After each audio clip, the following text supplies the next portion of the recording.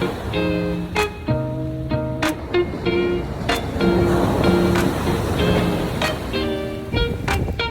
this is Dr. Darin Detwiler. We're talking recalls. We're still here with Roger Hancock of Recall InfoLink, and it's a glorious sunny day. And as I'm sitting here, I was thinking about how a reporter was asking me questions about a recall, and she asked me, how do you know when a recall is actually done? And my first thought was about, I don't know why, because sometimes I have weird mental analogies. I was thinking about, like, if there was a spill of water at the grocery store on the floor, like in front of the meat counter, and someone goes and grabs that kind of yellow sandwich board kind of or cone like thing. It says wet floor, careful, or whatever, and they go, I'm done, I can walk away now, I don't have to do anything, and mop up the floor or whatever. So I'll hand it over to you. Is there a single definition of when a recall is quote unquote done and over? Well, just like the spill on the floor, Darin, if your job is to post cones and you post a cone, you're done. If your job is to clean up the spill, then when it's cleaned, you're done. If your job is to make sure the floor is waxed and shiny, then extra wax and shine on that spot is done. In exactly the same way, depending on where you are in the supply chain and what your job is, even at your particular point in the supply chain, what constitutes done for a recall is different. So maybe done is I've ensured that my notification and instructions have been correctly processed to all of my customers. Or maybe I've received a notice and I've responded to that notice and I've documented the responses that I've taken.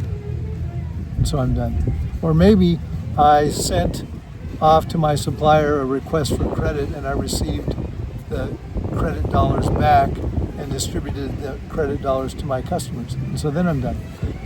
Or maybe if I'm an insurance company, once I've paid the claims to rebuild the market share of the brand that lost market share because of a recall event, then I'm done.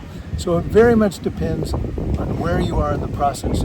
But what is universally true, no matter where you are in the process, is how you can look at the recall when you're done and say, how can I do it better next time? So you can look at the process that you went through, what got you to closure, to say I'm done, and then you can evaluate, are there any steps along the way that I could do better at protecting my customer?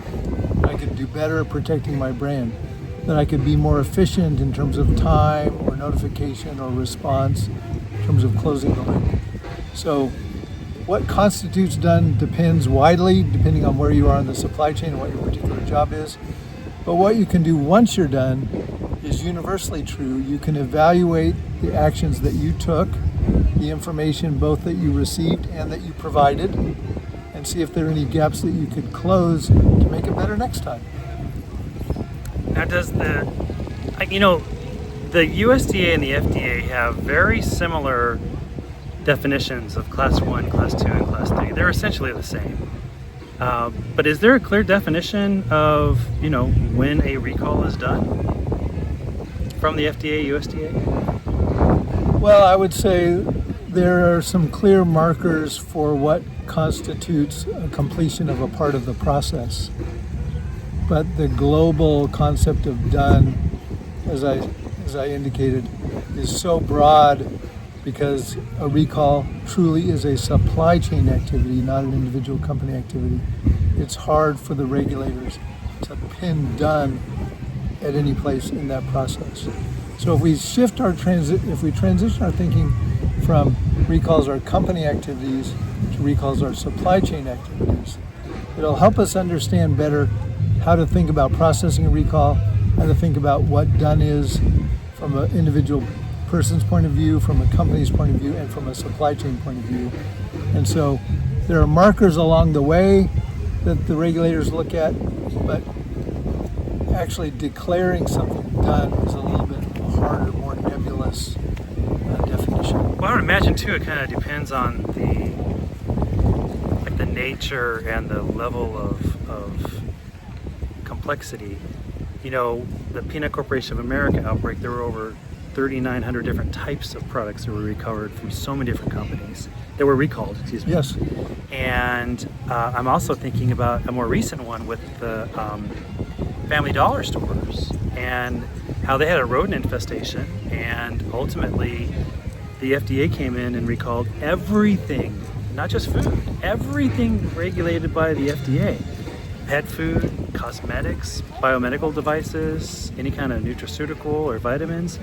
And this was stuff that had gone through this central distribution center, like it was like the previous year kind of a deal. And multiple different products from multiple different companies. So depending on the nature, if you're talking about a recall because something was mislabeled and it's, you know, a few ingredients in an item from your company, as opposed to a major retailer or distribution center where there's thousands of products from thousands of companies Over a whole year. Yeah. That's going to be much more difficult to well, not only to execute, but in many cases we'll find that there's times where the recall wasn't, you know, the need for or the specifics to be able to call it recall weren't even identified until a long time after the cause. Yeah. So last time I talked about practices, the thing to remember. This time I have another little phrase that's worth remembering in the space of a recall. Confusion is the enemy of a well-processed recall. Confusion is the enemy. And how does confusion arise? Well, confusion arises because of unclear messaging. Confusion arises because of unclear product descriptions, partial product descriptions. Now, the worst thing, even worse than doing a recall, is expanding your recall to include more products, which just creates confusion about, well, what's coming next, and is there going to be even more after this? So just remember, confusion is the enemy of a well-processed recall, and so taking the steps that you can to minimize confusion will bring an end, whatever that definition is in your space, will bring an end or a closure to that recall activity. Well, actually, I would imagine that preventing some of the confusion could prevent that extending of the recall. And that extending of a recall in and of itself, I've talked about this with other people before, about the idea of how it creates like an information fatigue. Yep. It's like, I already heard about this, I don't need to hear about this. Or I thought that was over. Or I'm sick and tired about hearing about recalls, I'm not going to pay attention anymore. What's the point? And what does that do? It limits action, which increases exposure. Which of course can make it difficult, even more so difficult for the legal counsel to close that recall. Yep, that's right. Very good. That's exactly right. Well, Roger, thank you very much. It's always a pleasure, Darin. And we'll continue on.